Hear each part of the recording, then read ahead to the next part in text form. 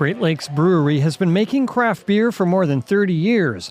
To be allowed to sell their products from this new retail outlet near Toronto's waterfront, their company had to invest $200,000 in brewing equipment. That's because Ontario only lets craft brewers put a retail shop where they make beer. We think that's ridiculous and punitive, and if I want to open up, another store or 2 or 10, the market should be open for me to do that. The limits on small wineries are even stricter. Just one retail outlet that must be located at the vineyard. I think in the entire country and in the entire continent, there is not a space that is as behind the times as what it is in Ontario.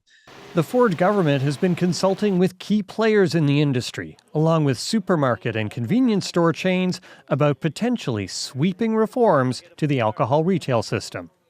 There is certainly an enormous amount of room for change. Multiple sources from across the industry say those retail restrictions on craft brewers and small wineries are on the table, along with how much the LCBO earns from sales.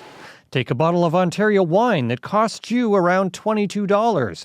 Once taxes and other fees come out, along with the LCBO's hefty retail markup, it leaves little more than $8 for the winery. Let's make sure we can carve out a spot just for small wineries and give us an advantage. In the beer sector, sources say the changes will bring an end to the beer store's monopoly on cases and 2-4s and allow convenience stores to sell beer and wine. Well, I hope it's a huge shakeup. Dave Bryans leads the Ontario Convenience Store Association. Here's the opportunity for the government to really look at how do we open the market for consumers, not for big business. A spokesperson says the government supports meaningful change to alcohol sales and looks forward to delivering choice to Ontarians and new opportunities for businesses. But it could be another 2 years before changes actually kick in. That's because a contract between the province and the beer store limiting retail competition remains in effect until the end of 2025. Mike Crawley, CBC News, Toronto.